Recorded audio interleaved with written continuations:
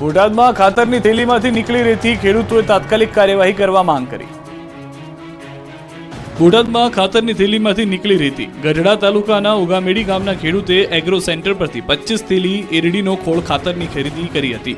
ખાતરને deep દ્વારા નાખવાનું હતું, જેથી ખાતરને પાણીમાં પલાળ્યું હતું। ત્યારબાદ ખબર પડી કે આમાં ખાતરની સાથે મોટા પ્રમાણમાં રેતી છે, એટલે તેણે એક થેલી ખાતરને પાણીમાં પલાળ્યા, જેથી 50 કિલોની થેલીમાં અંદાજે 20 કિલો રેતી હોવાનું જાણવા મળ્યું। તપાસ કરતા ખાતરની થેલીમાંથી રેતી નીકળતા ખેડૂતે એગ્રો સંચાલકને જાણ કરતા એગ્રો સંચાલક સ્થળ પર પહોંચીને ચેક કર્યું તેમજ સેમ્પલ કંપનીને મોકલેલ, ત્યારે ખેડૂતોને લૂંટતા લોકો વિરુદ્ધ કડક કાર્યવાહી કરવા ખેડૂતે માંગ કરી। તો સમાચાર મળતા ખેતીવાડી અધિકારી એગ્રો સેન્ટર પહોંચી ખાતરના સેમ્પલ લઈને એગ્રોના સંચાલકને નોટિસ આપીને તપાસ હાથ ધરી। રૂપિયા 1,04,000ની કિંમતના ખાતરની 128 થેલીનો જથ્થો સ્ટોપ સેલ કરી વધુ કાર્યવાહી હાથ ધરી। બીજી તરફ ગીર સોમનાથના શાણાવાકિયા ગામે સહકારી મંડળીમાં ખેડૂતો સાથે છેતરપિંડી મામલે રોષ ફાટી નીકળ્યો છે। ખેડૂતો સાથે ઠગાઈને લઈને સ્થાનિકોએ મામલતદાર પોલીસને આવેદનપત્ર આપ્યું, બેંક કર્મચારીઓ સામે કાર્યવાહીની માંગ કરી। પોલીસે મંડળી પ્રમુખ અને મંત્રીની કરી ધરપકડ। સુરતના વરાછા વિસ્તારમાં લાખોની છેતરપિંડી કરનાર 2 આરોપીઓને પોલીસે દબોચી લીધા। 2 આરોપીઓએ ફરિયાદીને વિશ્વાસમાં લઈ USDTના નામે 97 લાખની છેતરપિંડી આચરી હતી। સમગ્ર મામલે વરાછા પોલીસે ફરિયાદ નોંધી આરોપીની ધરપકડ કરી તેમની પાસેથી રૂપિયા 51 લાખ કબજે કર્યા। રાજકોટમાં આશા વર્કર મહિલાનું મોત થતા સહકર્મીઓએ કર્યો હલ્લાબોલ। રાજકોટમાં આશા વર્કર બહેનો દ્વારા કોર્પોરેશન કચેરી ખાતે વિવિધ બેનરો સાથે વિરોધ કરવામાં આવ્યો, જેમાં લોકોના આરોગ્યની સંભાળ લેતા આશા વર્કર બહેન બીમાર હોવા છતાં તેમની પાસે ફરજિયાત ફિલ્ડ વર્ક તેમજ મીટિંગ કરાવતા તેમનું મોત નીપજ્યું હોવાનો આરોપ લગાવવામાં આવ્યો। આ માટે જવાબદાર અધિકારી સામે પગલાં લેવાની માંગ પણ આશા વર્કર બહેનો દ્વારા કરવામાં આવી। આ મામલે આરોગ્ય અધિકારી ડોક્ટર જયેશ વાકાણીએ તટસ્થ તપાસ કર્યા બાદ જવાબદારો સામે પગલાં લેવાની ખાતરી આપી। વિગત મુજબ કોઠારિયા વિસ્તારના આરોગ્ય કેન્દ્રમાં નૈનાબેન મોલિયા બજાવતા ફરજ હતા, જો કે તેમની તબિયત ખરાબ હોવા છતાં મેડિકલ ઓફિસર ડોક્ટર યાસ્મીન દ્વારા તેમને રજા આપવામાં આવી નહોતી। એટલું જ નહીં, તેમને ફિલ્ડ વર્ક માટે મોકલી અને મીટિંગમાં હાજર રહેવા માટે ફરજ પાડવામાં આવી હતી, જો કે બાદમાં અન્ય બહેનોએ રજૂઆત કરતા તેઓને જવા દેવામાં આવ્યા।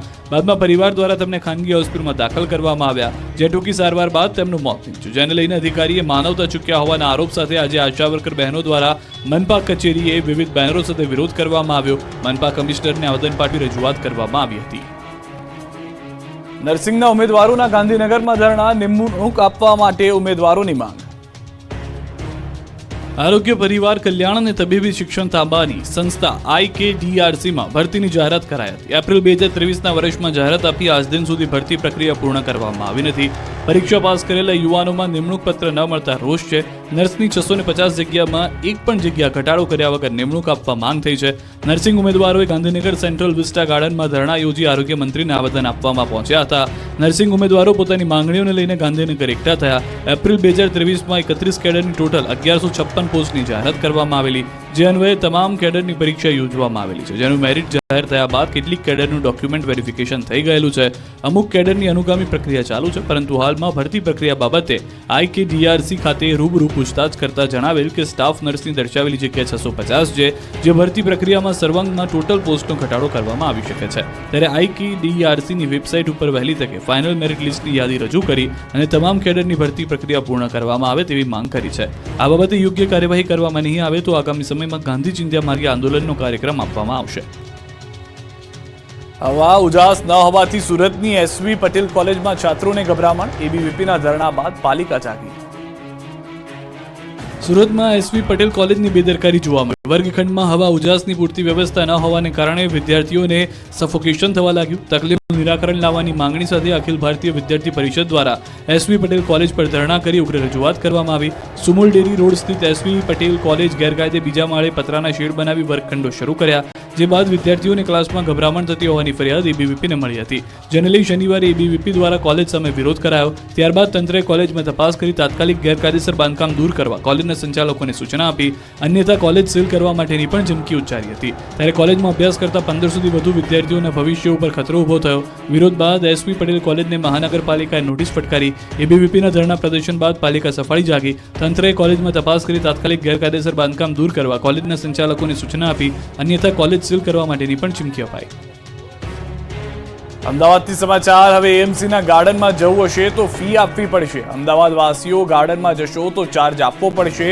AMC રિક્રિએશન કમિટીએ લીધો છે મોટો નિર્ણય। નવા બનેલા મોન્ટે કાર્લો અને સિંધુ ભવન રોડ પરના ગોટીલા ગાર્ડનમાં લાગશે ચાર્જ. બંને ગાર્ડનમાં મુલાકાતીઓ માટે ₹10 ચાર્જ નક્કી કરાયો છે. સવારે 6 થી 10 સુધી કોઈ પણ ચાર્જ નહીં લેવાય. સવારે 10 થી રાતના 10 સુધી વ્યક્તિ દીઠ ₹10 ચાર્જ લેવાનું નક્કી કરાયું છે. વાર્ષિક પાસ પર 1 માસનું કન્સેશન મળશે. એએમસીના ગાર્ડનમાં હજુ સુધી કોઈ ફી લેવામાં આવતી નથી. પહેલીવાર 2 ગાર્ડનમાં ફી ધોરણ નક્કી કરાયા છે.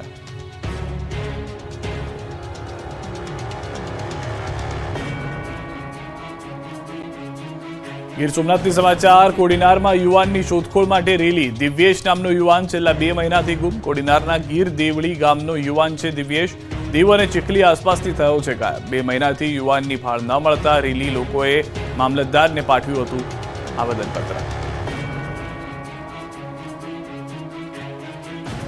બનાસકાંઠાના પાલનપુરમાં તાલુકાના ખેડૂતોએ વિવિધ પ્રશ્નોના નિરાકરણની માંગ સાથે કલેક્ટર કચેરી રજૂઆત કરી.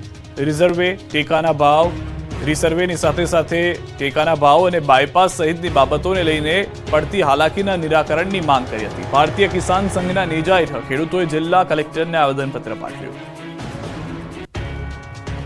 મોરબી શહેર કોંગ્રેસ સમિતિએ ઢોલ નગારા સાથે રજૂઆત. અરજીથી પોથી સાથે રેલી કાઢી. મોરબી શહેરના લાતી પ્લોટ વિસ્તારમાં કાયમી રહેતી ગંદકી દૂર કરવા બાબતે અનેક વખત રજૂઆત કરવામાં આવી છે.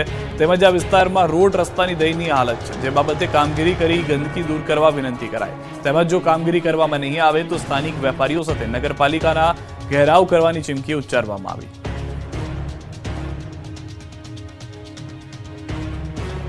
બેદરકારીની પરાકાષ્ઠા જોવા મળી પાટણની હેમચંદ્રાચાર્ય યુનિવર્સિટીમાં. બોયઝ હોસ્ટેલના ભોજનમાંથી દેડકો નીકળતા વિરોધ થયો. યુનિવર્સિટીના કુમાર છાત્રાલયના વિદ્યાર્થીઓએ વિરોધ નોંધાવ્યો છે.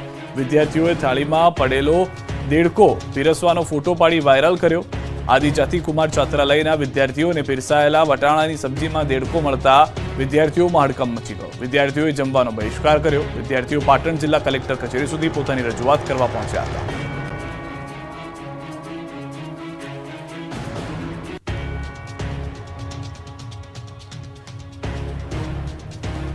વડોદરામાં પૂર બાદ લોકોમાં આક્રોશ યથાવત. કોર્પોરેટર સોસાયટીમાં આવતા લોકો રોષે ભરાયા. વડોદરામાં પૂર બાદ લોકોમાં આક્રોશ આસમાને છે. પૂરના સમયે કામ ન આવેલા ભાજપના નેતાઓને લોકોના આક્રોશનો સામનો કરવો પડી રહ્યો છે. સ્થાનિક ભાજપના નેતાઓ લોકોની વચ્ચે જઈ શકતા નથી, ત્યારે વડોદરાના વધુ એક કોર્પોરેટરને કડવો અનુભવ થયો. મોઢું છુપાવવું પડ્યું. વડોદરામાં પૂરની સ્થિતિ બાદ સહાય આપવાના તંત્રના દાવા પોકળ સાબિત થયા. વડોદરાની શ્રીજી સોસાયટીના લોકોમાં ભારોભાર રોષ ભભૂકી ઉઠ્યો. લાંબા સમય બાદ કોર્પોરેટર આ સોસાયટીમાં આવતા લોકોએ ઉધડો લીધો. સોસાયટીમાં લોકોએ કોર્પોરેટર જાગૃતિ કાકાનો ઘેરાવ કર્યો.